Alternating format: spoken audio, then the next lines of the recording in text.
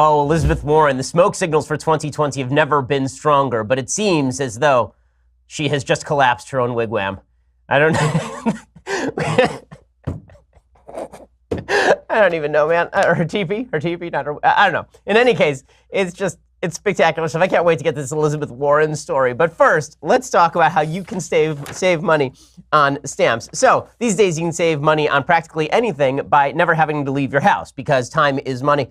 Except you still have to go to the post office for stamps, except you don't anymore. Now you can go over to stamps.com. You can access all the amazing services of the post office right from your desk 24/7 when it is convenient for you. Buy and print official U.S. postage for any letter and any package using your own computer and printer. The mail carrier picks it up. You click, print, mail, you're done. Could not be easier. We use stamps.com here at the Daily Wire offices, and it is spectacular. Saves us time, saves us money. And right now, when you use promo code Shapiro, you get a special offer. $55 of free postage, a digital scale, and a 4-week trial. Go to stamps.com. Before you do anything else, click on that radio microphone at the top of the homepage and type in Shapiro. That is stamps.com. Enter promo code Shapiro for that special deal. $55 of free postage, a digital scale, and a 4-week trial. Go check it out right now. Again, stamps.com, promo code Shapiro. All the services of the post office directly at your fingertips. It's pretty spectacular, which is why we use it. Stamps.com. Use that promo code Shapiro for the special deal. All right. So Elizabeth Warren, making my day great again. So Elizabeth Warren is the senator from Massachusetts. I knew her a little bit when I was at Harvard Law School because she was a property professor there, pretty popular property professor. The first time I met her, she was recruiting for Harvard Law School, and she ripped on Rush Limbaugh, so that was a pretty good opener for what Elizabeth Warren was politically. Well, Elizabeth Warren today decided that she would engage in the most humiliating self-own I have ever seen in American politics. I mean, this is like the best self-own of all time. This is the equivalent to that guy who owned gold during the World Cup and then got killed for it. Hopefully nothing bad happens to Elizabeth Warren. Nobody is calling for violence, but this is a really bad own goal. My goodness. So we have to travel back in time to a time when Elizabeth Warren claimed that she was, in fact, Native American. She said that she had high Cherokee cheekbones. She suggested in a recipe book called Pow Wow Chow, I kid you not, that she was a Native American. And the recipe she submitted to Pow Wow Chow was a recipe, again, I kid you not, for crab bisque. Because clearly that was something the Cherokees made back in the day, crab bisque, the noted crab herds of the Oklahoma plains that her ancestors used to hunt. Elizabeth Warren told this story over and over about her Native American ancestry. And what she said was that there were racist members of her family who couldn't accept her parents' romance because her mom was partially Native American. Here's Elizabeth Warren telling the romantic story. Actually, you have it wrong about what it is I believe. Mm-hmm. Let's start there. Tell us what it is. Okay. My mom and dad were very much in love with each other, and they wanted to get married. And my father's parents said, absolutely not. You can't marry her because she's part Cherokee and she's part Delaware. And after fighting it as long as they could, my parents went off. They eloped. Okay, so her parents eloped because her mom was part Cherokee and part Delaware, which means you would think pretty hefty dose of Native American ancestry right there, right? I mean, if her family is worried about it, then sounds like that would be some significant Native American ancestry. So President Trump didn't believe this because it's nonsense. People actually checked into her background. They found there's no Native American ancestry anywhere in the time horizon of rationality. So President Trump went out on the campaign trail. This is back in 2017, I believe. And he was holding a rally in Montana. And he suggested that he would give her $1 million if she could prove her Native American ancestry. And we will say, I will give you $1 million to your favorite charity, paid for by Trump, if you take the test and it shows you're an Indian, you know. So today, Elizabeth Warren came forward with the evidence that she was, in fact, Native American. Now, I think that it is important to note, if you don't believe in media bias, you have to check out the headlines today because the headlines today are truly astonishing. The headline today from the Daily Beast suggests that there is strong evidence that she is Native American.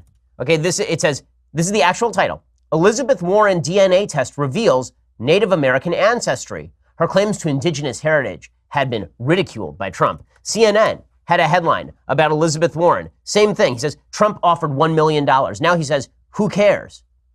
And Elizabeth Warren releases test with strong evidence of ancestry. And then analysis, why Elizabeth Warren is #1 in our new 2020 ranking. So CNN obviously has a pretty strong agenda here. So what this would suggest, if you just read those headlines, is she took a DNA test and it found that a great-grandparent was Native American or something. Well, not so much. So she took a DNA test, and here's what it showed. This is according to the Boston Globe. The analysis of Warren's DNA was done by Carlos Bustamante, a Stanford University professor and expert in the field who won a 2010 MacArthur Fellowship, also known as a Genius Grant, for his work on tracking population migration via DNA analysis.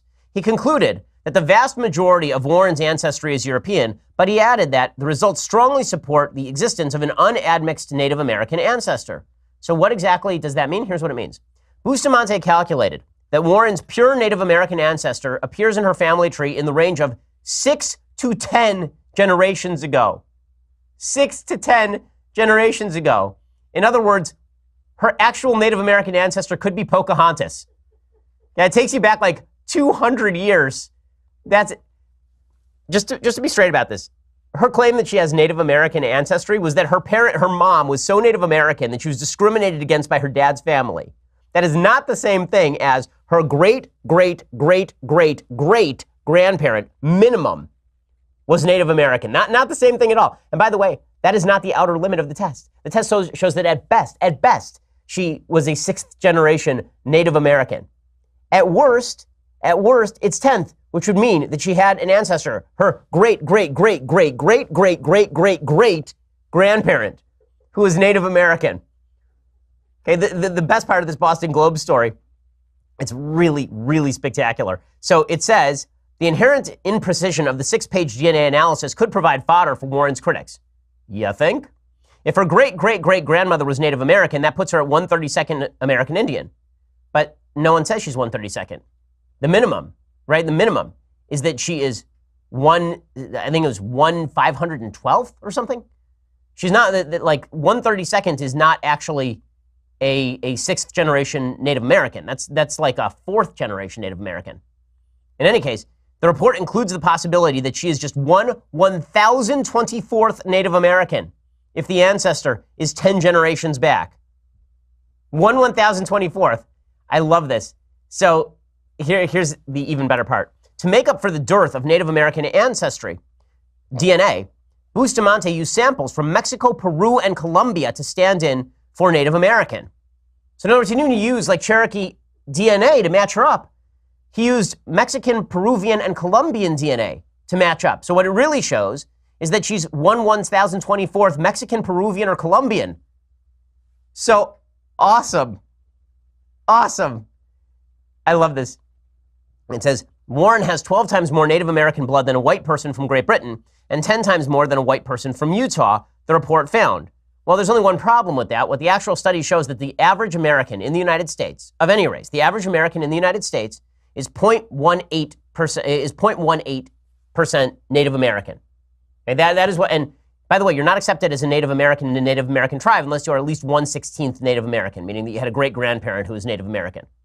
So we are now going back 10 generations to try and claim that she is a Native American because she claimed, I guess, at University of Pennsylvania Native American heritage and all the rest. She is 0.009% Native American. And she is bragging about this, right? This is her claim. And the media are saying, well, this should put this thing to bed. This should put it to bed. That is not what she said. That's not what she said at all. At all. It's spectacular. She's 99.999% white. Matt Walsh has a good tweet about this. He says, after finding out that Warren is a staggering 99.999% white, Richard Spencer is expected to endorse her for president. Exactly. Oh, I love it so much. I love it so much. So, by the way, according to science, just want to get this straight. According to science, if you are 1/1024th Native American, that is strong evidence of Native American ancestry. If you have 2 X chromosomes, this doesn't mean you're a woman. Hey, that's according to the media. This is science, people. This isn't politics, it's science.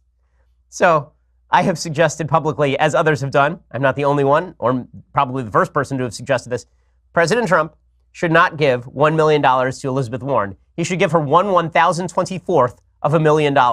he should sign her a $900 check because that's how Native American she is. It's so good. And he should print it out in a giant Publishers Clearinghouse check. And he should sign it to Elizabeth Warren. And in the subject line, he should write, failing 2020 campaign. It's just spectacular. It's just spectacular. So I love that. And again, you have to love the media bias here. If anybody claimed this on the right, are you kidding me? If I claimed that I had Native American ancestry and then people are like, well, Ben, you're pretty Jewish. And I'm like, well, you know, if I take a 23andMe test and it shows that 10 generations ago, maybe someone with some DNA in common with a Colombian person was in my ancestry, would that make you Native American? Also, I do love this. Yeah, again, the idea that she is Native American based on an ancestor 10 generations ago, that's insane. There's not, even the greatest racist, like the greatest racists on earth would not call her Native American. The people who hate Native Americans would not call her Native American based on that ancestry. You know, Nazis, not real fond of Jews, they cut off Jewish ancestry at second generation, at third generation. They said if you have 4 German grandparents, then you are considered fully German. Okay, and those people were super giant racists. So the left is now even more racist than the biggest racist because they're saying that if you have one tiny drop of Native American ancestry from 400 years ago, now you're Native American. I wonder how Native Americans feel about this. It can't be great. It can't be great. Really, really astonishing. So it's just, it's so good. We'll have more on this. I love it so. I love it so. It's so great. I have more on this in just one second. But first, let's talk about the air that you're breathing. So there's a new study. It just came out of China, and it discovered that air pollution causes a huge reduction in intelligence, which might explain our nation's politics right now. High pollution levels led to significant drops in test scores with language and arithmetic, the average impact equivalent to having lost an entire year of education. Well, now we know what happened to all the people who protest me when I go to college campuses. But it is important for you to have clean air in your home. With 95% of the global population breathing unsafe air, you ought to have filters in your house that work. FilterBuy.com is America's leading provider of HVAC filters for homes and small businesses. You can choose from over 600 sizes, including custom options that ship free within 24 hours. Plus, they support working Americans manufacturing all their filters right here in America. Save 5% when you subscribe for auto replacement, so you'll never forget to change your filters ever again. FilterBuy will save you time, money, you're going to breathe better. Apparently, you become more intelligent in the process, which is awesome for you. So stop procrastinating. Go to FilterBuy.com. That's FilterBuy.com. Tell them that we sent you. We use FilterBuy here in the office. I've used it at my house as well. Go check it out right now. FilterBuy.com. That's FilterBuy.com. So spectacular. So Elizabeth Warren just making a mockery of herself and not even knowing it, and the media playing along. Now, the question is, what motivated her to do this? Right? What made her do this? What made Elizabeth Warren think this is a great idea? The answer is that what made her think, by the way, how great idea did she think this was? She went home and she filmed a video with a bunch of her family members complaining about how Trump was mean for suggesting she didn't have Native American ancestry. She obviously is prepping for a presidential run, but this is so, my God. You know how white Elizabeth Warren is? Look at the back of this paper. Okay, this paper right here is less white than Elizabeth Warren is, because you can still see the ink through it a little bit. Okay, Elizabeth Warren is more white than this piece of paper, and yet she is proclaiming that she's Native American. It's so good. It's so good. Okay, so. Love it. But why did she do this? She did this because she knew the media would cover for her anyway. So the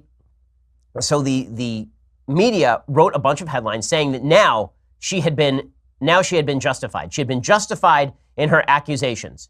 She had been justified in her claims. And she is calling on President Trump to sign her $1 million check because she is possibly 0.09% Native American. Solid stuff there. But she's right, because the media do back her play. No matter what she does, the media will back her play. And that's obvious from the weekend's media coverage. The media, it's funny. Folks on the left suggest that the people on the right are bitter clingers. We cling to God, and we cling to guns, and we cling to our American status. We cling to our borders, and we cling to our language. We cling to all sorts of terrible things. You remember Barack Obama blamed evil republicanism on being bitter clingers. Elizabeth Warren is bitterly clinging on to this narrative, and the media are bitterly clinging on along with her. And then they are clinging on to a bunch of other false narratives that they are putting out. Now, all they have to do, I've said this on CNN, all that the media have to do in order to undermine President Trump is just try to stick to the truth. They can't do it. There's nothing that they can do that will force them to stick to the truth. And I have the evidence of this. So over the weekend, there were two separate major media stories that turned out to be basically false about President Trump. Story number one. Here is an NBC tweet about a rally that President Trump did, I believe, Friday night. It says, watch. President Trump says Robert E. Lee was a great general during Ohio rally, calling the Confederate leader incredible. Now, you'd think, well, that's bad stuff. You probably shouldn't call a Confederate leader incredible. It is true, by the way, that Robert E. Lee was a good general. I don't think he was a great general, but he was a good general. That doesn't mean that he was a good person or that he believed good things. But that was the headline from NBC News. The headline from NBC News is that Trump said that Robert E. Lee was a great general and called the Confederate leader incredible. Now, here is what President Trump actually said about Robert E. Lee. Here's the clip of President Trump talking. And one day, it was looking really bad. And Lincoln just said, you hardly knew his name. And they said, don't take him. He's got a drinking problem. And Lincoln said, I don't care what problem he has. You guys aren't winning. And his name was Grant, General Grant. And Lincoln said, I don't care if he's an alcoholic. Frankly, give me 6 or 7 more just like him. Okay, so there is Trump actually talking about Grant. What he was saying is that Robert E. Lee was a great general who was overcome by Grant. He was not saying that Robert E. Lee was a wonderful, wonderful person standing for wonderful things. So NBC has to actually correct it. So Trump tweets this out. He says, you guys, you got this wrong. You got this wrong. So here's President Trump's tweet. NBC News has totally and purposely changed the point and meaning of my story about General Robert E. Lee and General Ulysses Grant. It was actually a shout out to Warrior Grant and the great state in which he was born. As usual, dishonest reporting, even mainstream media embarrassed. And NBC had to tweet out a correction. They tweeted out a full correction. An earlier tweet misidentified the general President Trump described as incredible at a rally in Ohio. It was General Ulysses S. Grant, not General Robert E. Lee. An attached video clip lacked the full context for Trump's remark. Here is the full clip. It took NBC News 2 full days to retract it. 2 full days. And that wasn't the only example of ridiculous media bias in the last 48 hours. So CBS tweeted this out about President Trump on 60 Minutes. So last night, President Trump was on 60 Minutes.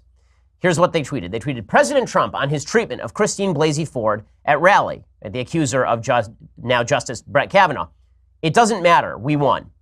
Makes it sound like the question was, do you care that you mocked Christine Blasey Ford? And Trump says, it doesn't matter. We won. Well, there's only one problem. That is clearly not what Trump was saying. Like, clearly not what Trump was saying. Here is President Trump actually talking. We need the actual clip of President Trump talking from 60 Minutes. And here he is. In context, that is absolutely not what he's saying. Professor Blasey Ford, you mimicked her. Had I not made that speech, we would not have won. I was just saying she didn't seem to know anything. No, and you're trying to destroy a life of a man who has been extraordinary. Why did you have to make fun of her? I didn't really make fun. Well, they were laughing. What I said is the person that we're talking about didn't know the year, the time, the place. Professor Blasey Ford got before the Senate and was asked, what's the worst moment? And she said, when the 2 boys laughed at me, at my expense. Okay. And then I watched you mimic her, and thousands of people were laughing at her. They can do what I will tell you, the way now Justice Kavanaugh was treated has become a big factor in the midterms. Have you seen what's gone on with the polls? But did you have to? Well, I think she was treated with great respect. I'll be honest. But do you think there you are those that treated think her she with- shouldn't have been? Do you think you treated her with great respect? I think so, yeah, I did. But you seem to be saying that she lied. You know what? I'm not going to get into it because we won. It doesn't matter. Well- We won. Okay, so clearly he's not saying, I don't care that you're accusing me of mocking her because we won. He is saying, I'm not going to get into this with you. It's over. We're done. The media covered this as though he was saying that he didn't care that he had mocked her, which is actually not what he said. So they took that out of context too. It's just amazing. It's just amazing. So again, when President Trump slams the so-called fake news, when they actually are participating in fake news, they absolutely 100% deserve it. They absolutely 100% deserve all of it. Okay, in a second, we're going to go through an epic episode of some good Trump, bad Trump, because President Trump was on 60 Minutes yesterday. But first, let's talk about how you are going to relax. So does this news cycle make you want to relax? Do you need to relax a little bit? I mean, I know you're boneless from laughter over Elizabeth Warren's claim that she is Native American. But still, if you're a little bit stressed out over the midterm elections or anything else in your life, you really need to talk to my friends over at Zeal. You go to Zeal.com or Zeal's iPhone or Android app, ZEEL.com, and you can select from top local, licensed, pre-screened massage therapists. Choose your favorite technique, gender preference, time and location for your massage, and Zeal will then send you one of their 10,000 licensed massage therapists with a massage table, music, and supplies to give you a 5-star massage. Scheduling, booking, payment, fast and easy. Even the tip is included 7 days a week, 365 days a year. A Zeal massage therapist can be at your door in as little as an hour. They've been featured in the Wall Street Journal, New York Times, Vogue, Good Morning America. They are on demand. They make it really easy. I've gotten Zeal massages for pretty much every member of my family at this point. My sister, my mom, my dad, my in-laws, my wife. I mean, we've really... Zeal's great, and all their folks are terrific. To help you get started right now, our listeners can get $25 off their first massage with promo code BEN. That's ZEEL.com, promo code BEN. Right now, go to Zeal.com, get a special offer when you try Zeal today. Enter promo code BEN, or get $25 off your first in-home massage. Go check it out right now. Okay, so final note. I just have to say this. Final note on this Elizabeth Warren thing. The left is now trying to gaslight. So they say Elizabeth Warren says that she is Native American. And then we go, well, no, she's not. And then she says, okay, well, here's a DNA test proving that I'm pretty much not Native American. And we go, right, because we said she wasn't. And they said, no. We said pretty much not. 10 generations ago, she had a Native American ancestor. And we're like, right, but that's not really Native American. They're like, well, you must be a racist because you don't think that she's Native American based on an ancestor 10 generations ago with Colombian DNA. Okay, you don't get to do that. And Elizabeth Warren is obviously kicking into high troll mode. So she actually tweeted out this morning that President Trump has apparently forgotten about his promises to pay her money. It says, having some memory problems, Mr. Trump? Should we call for a doctor? Here's something you won't forget, Mr. President. You're the least popular president in modern history, and your allies will go down hard in the midterm elections. 22 days. Tick-tock. Tick-tock. So basically, Michael Avenatti just took over Elizabeth Warren's Twitter feed. Good luck with all of this for the Democrats. Now, with all of that said, President Trump was on 60 Minutes last night. He did, overall, I think, a pretty good job because he was dealing with an interviewer in Leslie Stahl who is wildly anti-Trump, really, really hates Trump, and you can tell from the questions. But it was I'd say it was a pretty epic episode of Good Trump, Bad Trump. So I have been the progenitor, like the actual creator, not 10 generations ago, the actual creator of Good Trump, Bad Trump. You know, this model that says sometimes the president says good things and sometimes the president says bad things. And we have a theme song for it. We haven't played it in a while, but today seemed an apt day. So let's play a little Good Trump, Bad Trump. Good Trump, Bad Trump, which one will we get today? Okay, so on the good Trump side, I have to acknowledge that the president did quote tweet me this morning, which was kind of fun. So he watched my final Sunday special on Fox News and he tweeted out, "The only way to shut down the Democrats' new mob rule strategy is to stop them cold at the ballot box. The fight for America's future is never over. Ben Shapiro." Thank you, Mr. President. I appreciate it. So that's good Trump. Other good Trump, he said some interesting things on 60 Minutes.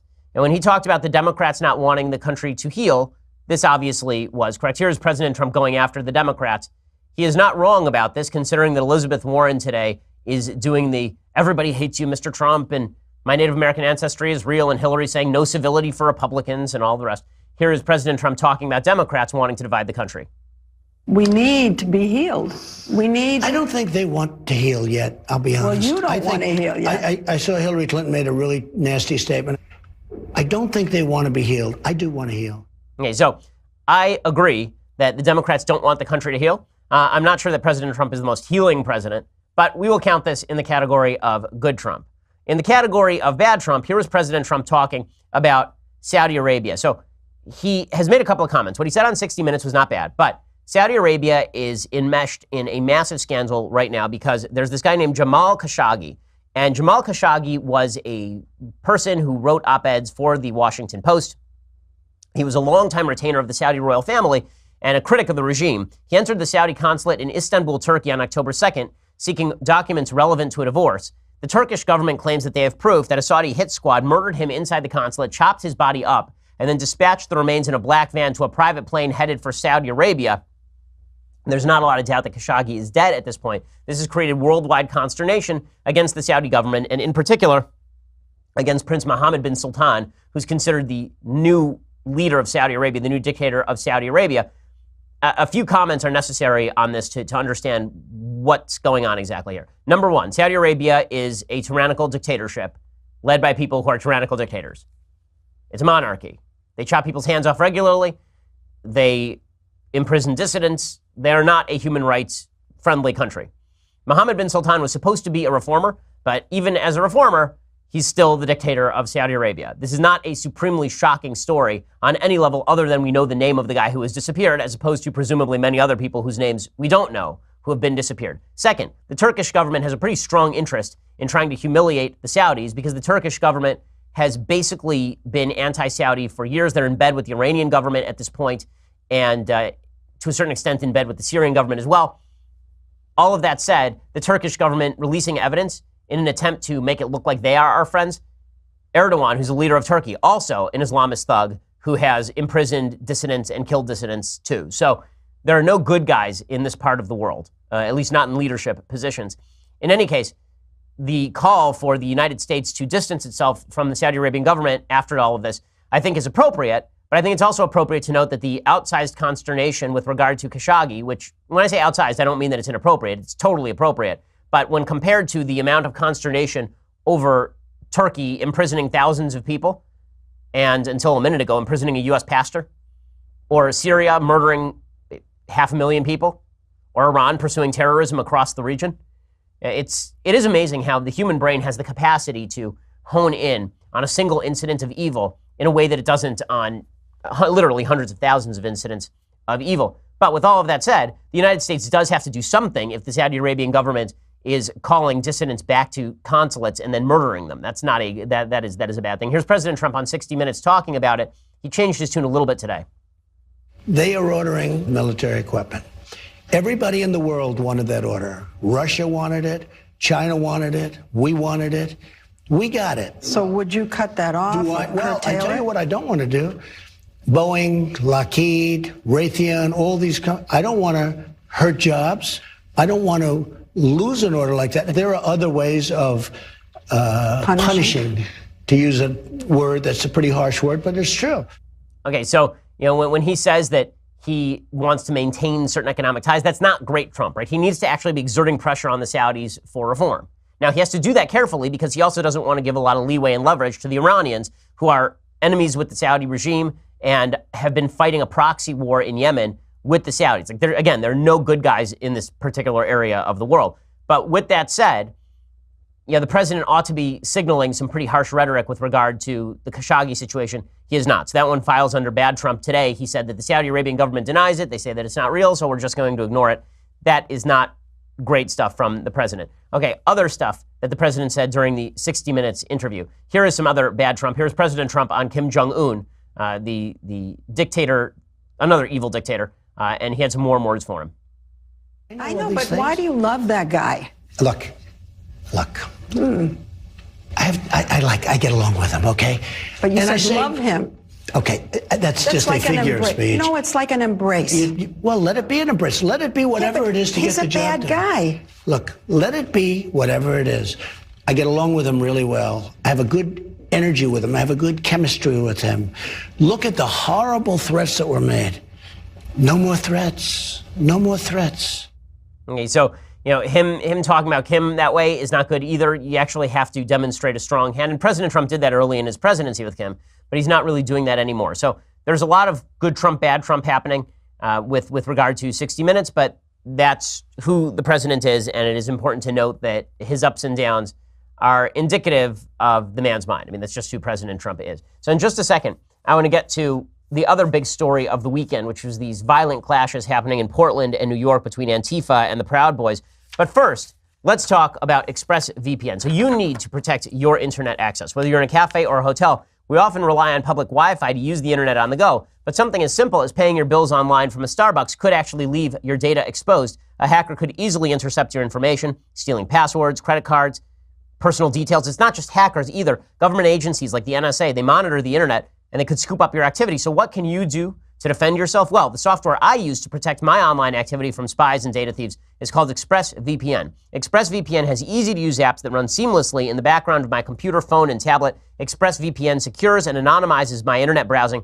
It encrypts my data. It hides my public IP address. So using ExpressVPN, I can safely search on public Wi-Fi anytime I want, and it costs less than $7 a month. Comes with a 30-day money-back guarantee, so you can try it, see if you like it. You will. To take back your internet privacy today and find out how you can get 3 months for free, go to expressvpn.com/Ben. That's expressvpn.com/Ben for 3 months free with a 1-year package. Again, ExpressVPN. Secure your internet now. That's expressvpn.com/Ben to learn more. Go check it out right now. Okay, so while President Trump was participating in good Trump, bad Trump, Hillary Clinton was just participating in normal Hillary, which is just bad Hillary. There is no good Hillary. We'll get to that in just a second. You're going to have to go over to dailywire.com and subscribe for the rest of today's hilarious and entertaining episode. $9.99 a month gets you a subscription to the Daily Wire. That means you also get this show live, Michael Knowles' show live, Andrew Klavan's show live, and you get access to Another Kingdom. We have new episodes, season 2 of Another Kingdom coming up, and the first one came out on Friday. It has some pretty awesome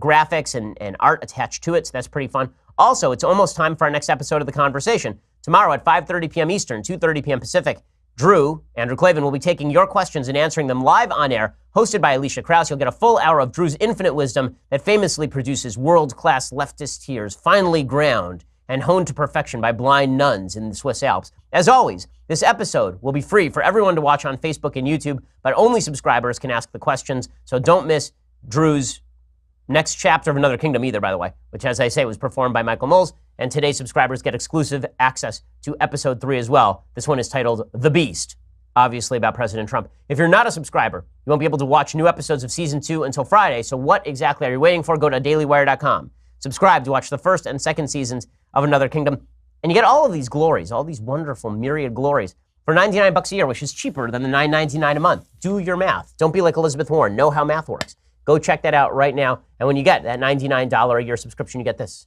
The very greatest in beverage vessels. Look at this. Feast your eyes upon it. The leftist tears, hot or cold tumbler. Feel the inspiration you draw just from setting your eyes upon this glory. You're not going to know the power that flows through your body until you hold this thing in your hand. And that you're only going to be able to do that when you have a $99 a year subscription. Okay, go check that out. We have a bunch of great Sunday specials coming up too. Subscribe at iTunes, YouTube, leave us a review. Only 5 stars are accepted. Go check that out. We are the largest, fastest growing conservative podcast in the nation.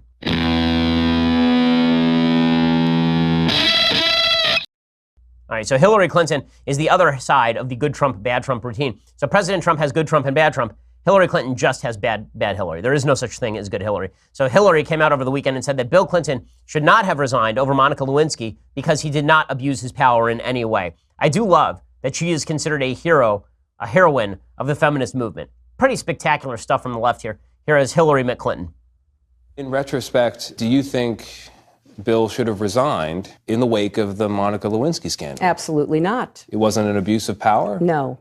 There are people who look at the incidents of the 90s and they say a president of the United States cannot have a consensual relationship with an intern. The power imbalance is too great. Who was an adult. But let me ask you this.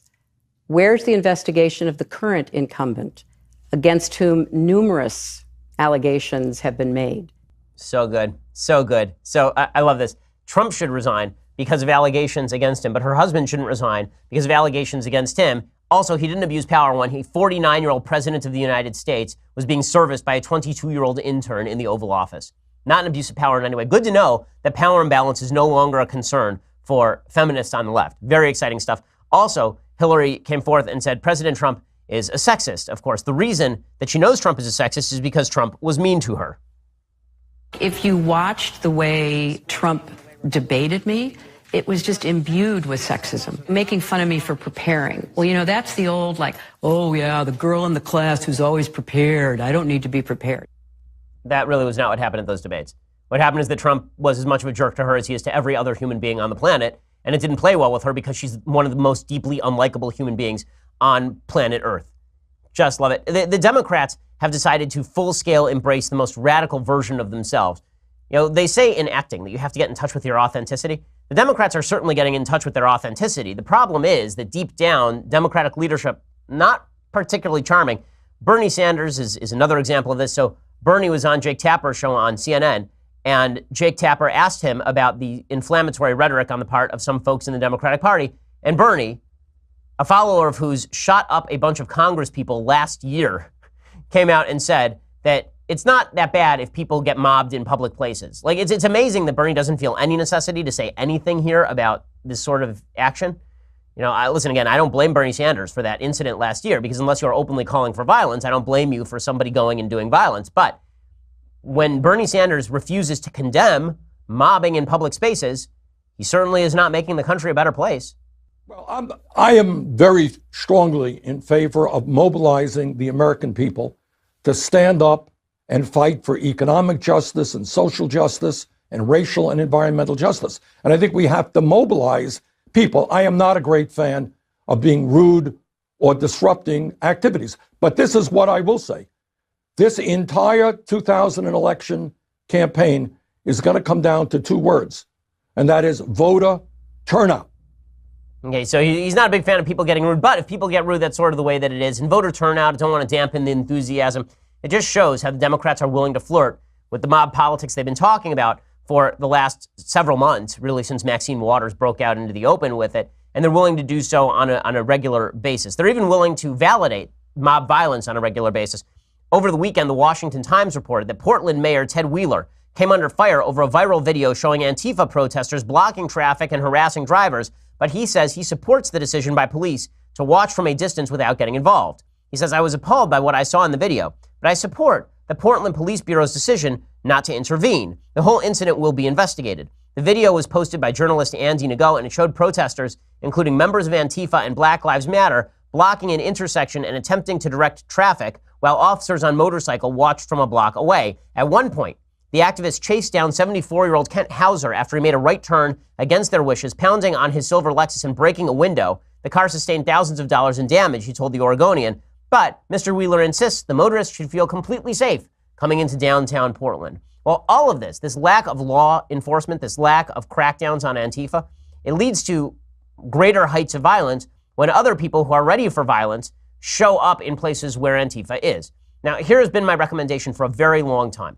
I speak at a lot of public events where protesters show up. And in some of those events, protesters get violent. I mean, that's happened at Cal State Los Angeles. It happened at Penn State a little bit. It happened certainly at Berkeley, where 9 people were arrested. My recommendation has always been, because there have been people who have said, well, should I come ready for self-defense? What I've always said is, look, if somebody hits you, then defending yourself is fine. But you should come ready to invoke the powers of the police. You should be ready to go to the police and let law enforcement take care of the problem. We live in a volatile climate enough that you don't have to go around spoiling for a fight. Because if you spoil for a fight, the media is just going to play it as though you were the instigator of the fight in the first place. The reason I bring this up is because over the weekend there were a couple of violent incidents, one in New York and one in Portland, and it's just not good stuff. It's not good stuff. I'll explain. So, first, Portland. So there was a march called the Patriot Pride, I believe. And it happened in Portland over the weekend, and it got ugly because Antifa showed up and people basically started beating the crap out of each other. Here's a little bit of the brawl.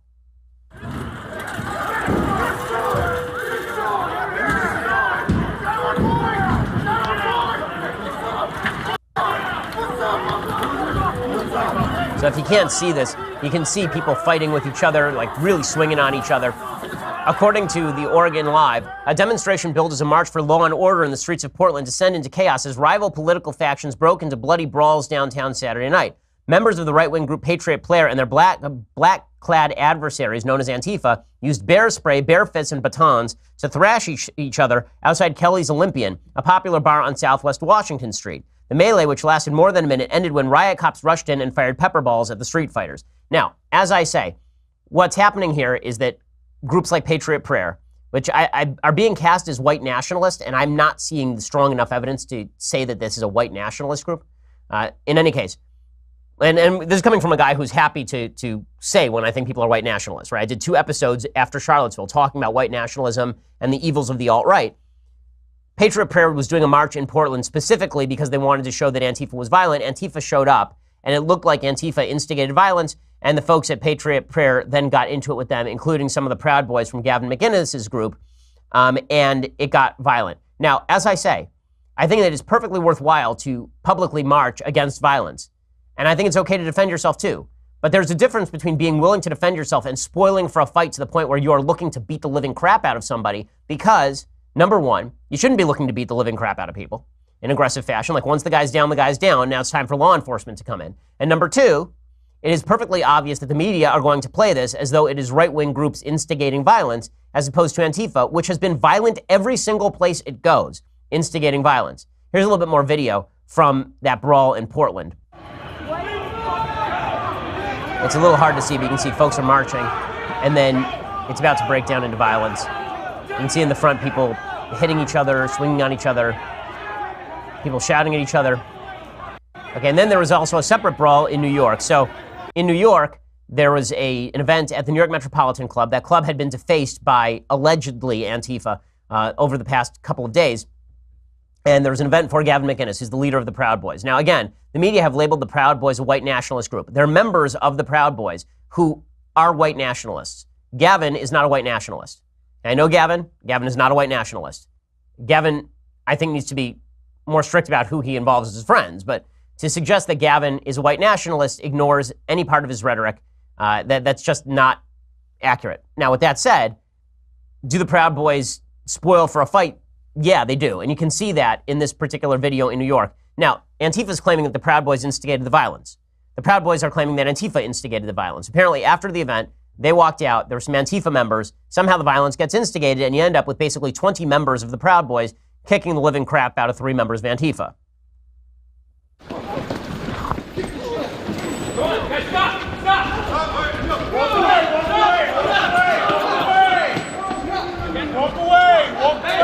And they won't get off these guys. They're kicking them. And then eventually you'll see some members of sort of the surrounding crowd actually pulling people off of these guys because they don't want them, getting arrested or killing somebody on the streets. Brawls fought in public streets, this is not civilization. It's not civilization. And if the police won't do their jobs, this is going to get worse and worse. And if mayors aren't going to do their jobs, it's going to get worse and worse. New York Governor Andrew Cuomo called on the FBI to investigate violent clashes connected to the Proud Boys, and he blamed President Trump for the hatred and violence he tied to the altercations. This is a state issue. This is not a federal issue. Okay, the state and city should investigate every one of these incidents, and the people who instigate violence should go to jail. If the city was doing that in the first place, these brawls would not be breaking out. We've seen them now in Sacramento. We've seen them a couple of times in Portland. We've seen them in Berkeley. We've seen them now in New York City. This is all ugly stuff. Yes, be ready to defend yourself. Don't go to events, though, spoiling for a fight. Be there in coordination with the police. If you're on the side of law enforcement, you're doing something right. And if the left refuses to allow law enforcement to do its job, this sort of stuff is going to become more and more prevalent. And that's horrible for the country. Truly, truly awful for the country. Okay, time for a couple of things that I like. So things that I like today. I was reading a couple of books over the weekend. The first was from a guy named Ray Connolly. So I went and visited Graceland, and I realized I didn't know very much about Elvis. So I did what I always do. I went and I got a book on it. So there's a really good book called Being Elvis, A Lonely Life by Ray Connolly. And the book is fun and well-written and interesting. If you're a fan of Elvis's music, then it's a kick. So go check that out. Ray Connolly's Being Elvis, A Lonely Life. Really, it's an enjoyable read, and I've been getting a kick out of it as well. Elvis's music, he's got an underrated voice, Elvis. The more you listen to him, the more you realize that Elvis actually could sing, particularly his ballads. Right? Love Me Tender is a really well-sung song. The funny thing about Love Me Tender, right, which he made really popular, is that it is a 100-year-old Confederate ballad, I believe, from like the 1850s, 1860s, redone, rearranged for a movie that he made, his first movie. In any case, you can go check that out. Okay, other things that I like this week. So Michael Savage, who's a radio talk show host, and I disagree with Michael on a lot of things. If you want a window into sort of the Trump movement, the folks on the left who want a window into the Trump movement, they ought to check out Michael's books, because Michael has been preaching a lot of the same sort of themes, some of which I agree with, some of which I disagree with, that Trump has been on for a long time. There's a reason that Trump and Savage were close during the last election cycle. He has a new book out called Stop Mass Hysteria, America's Insanity from the Salem Witch Trials to the Trump Witch Hunt. about the left targeting Trump. You know, the left acts like they don't have a window into the mind of Trump people, like the Trump people are all crazy and that they don't have anybody articulating their viewpoint. Savage is a pretty good articulator of that viewpoint. So if folks want to know what a lot of the Trump base is thinking, Michael has a good beat on it. Go check out Stop Mass Hysteria. That's Michael's new book. Again, don't agree with everything in the book, but I like windows into ideas, and Michael provides that for sure. Okay, other things that I like. So Bill Maher gets some credit today. He was on his show, and this is what I wish we had talked about when Maher had me on, was the evils of political correctness. Instead, he wanted to talk Russia for some odd reason. But here's Bill Maher talking about liberals trying to crack down on people quoting Churchill and how insane all of this is. 80% in this new Atlantic story that published this poll, 80% of Americans see political correctness as a problem. And I think it's our problem. And I don't know why more mainstream liberals don't denounce the political correctness that they must know in private conversations is insane. Okay, and he's exactly right about all of this, of course. So good for Bill Maher. We give credit when it is due around here. Okay, time for a couple of things that I hate. So Israel has taken a policy that I think is very, very foolish. There's a policy where basically Israel has barred unhinged people from traveling to study in Israel. So there's this woman whose name is Lara Al-Qassam. She's 22. She's an American student of Palestinian descent. She arrived in Israel with an Israeli-issued visa to study in a master's program at Hebrew U. She never made it out of the airport. Israeli security officials detained her because of her past membership in Students for Justice in Palestine, which is indeed an anti-Semitic, anti-Israel group. They support BDS, a boycott, divestment, and sanctions policy toward the Jewish state. And now she is facing a deportation hearing.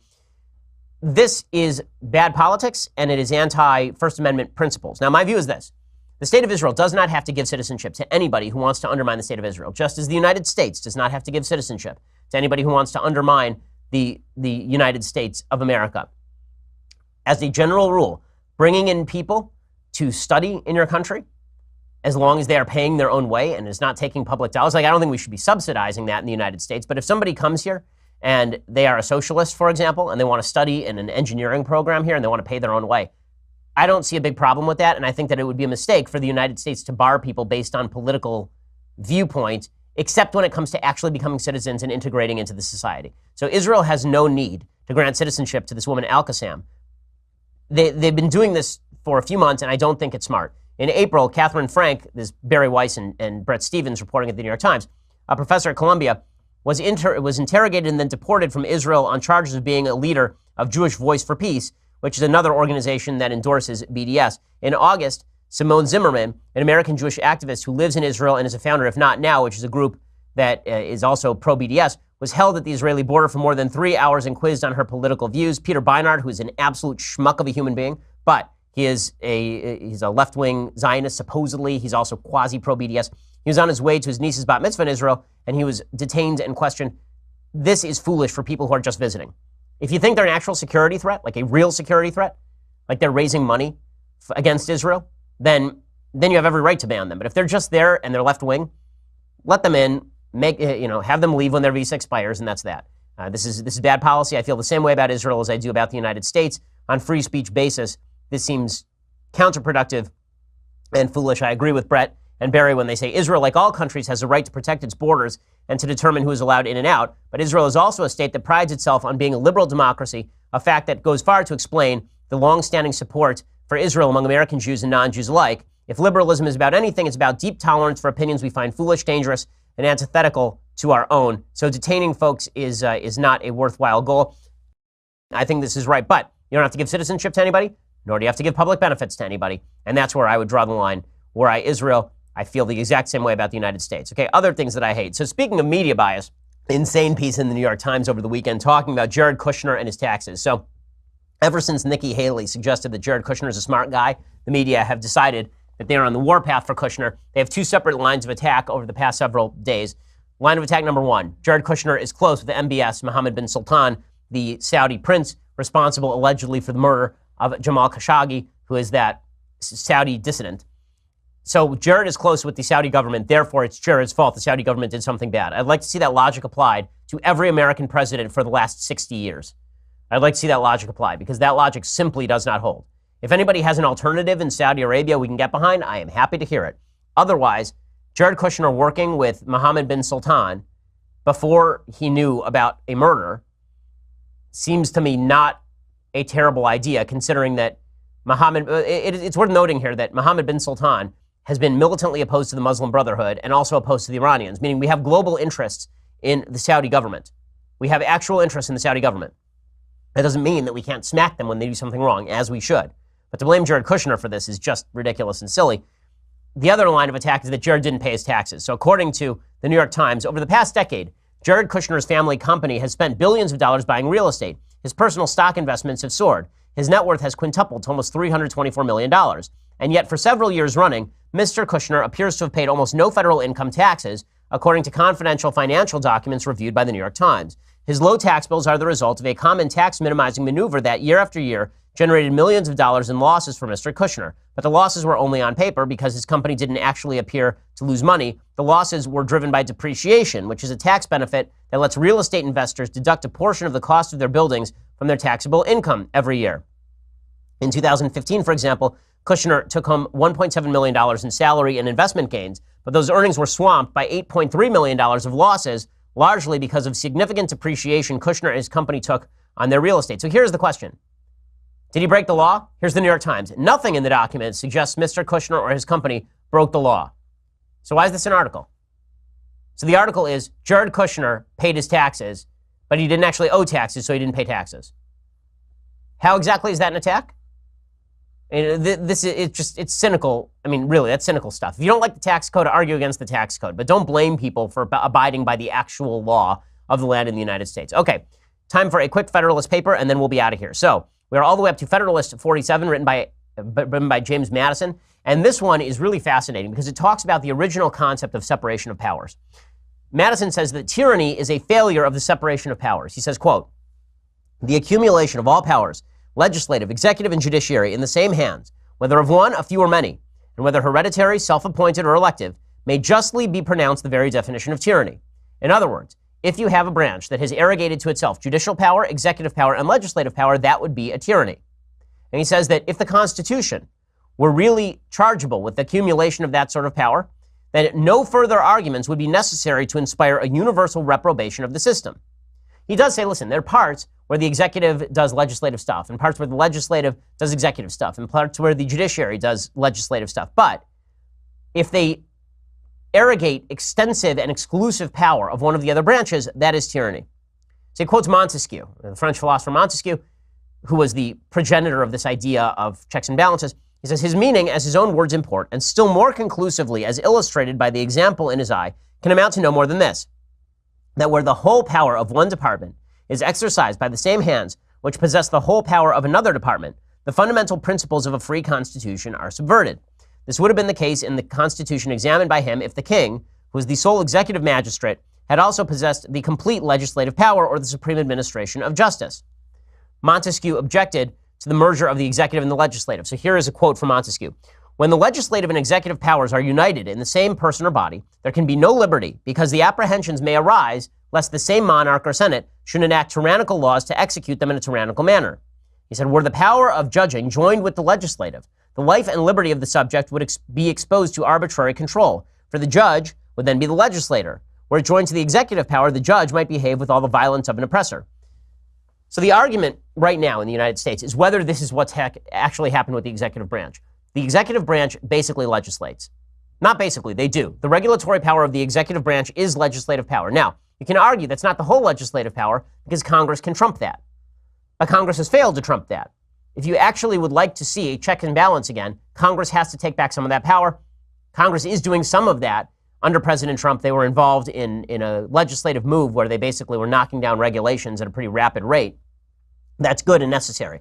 The executive power has also gained the judiciary power. You have administrative agencies with their own hearings boards.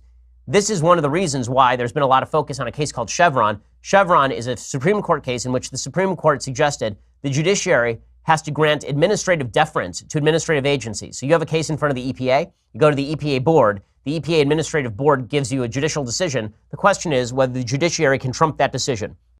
Chevron says, in many cases, no. That's why Chevron is wrong. It's why Justice Gorsuch has opposed Chevron. It's why Justice Kavanaugh opposes Chevron. Chevron should be struck down just for these checks and balances to be restored. Arrogation of too much power in one branch is the essence of tyranny that remains as true today as when the Constitution was written. Okay, we will be back here tomorrow with all of the latest, presumably including full stories of Elizabeth Warren's time with the Native American tribes riding the crab-ridden plains of Oklahoma. We'll have all of it for you tomorrow. I'm Ben Shapiro. This is The Ben Shapiro Show. The Ben Shapiro Show is produced by Senya Villarreal, executive producer Jeremy Boring, senior producer Jonathan Hay. Our supervising producer is Mathis Glover, and our technical producer is Austin Stevens. Edited by Alex Zingaro. Audio is mixed by Mike Caramina. Hair and makeup is by Jesua Alvera. The Ben Shapiro Show is a Daily Wire Forward Publishing production. Copyright Forward Publishing 2018.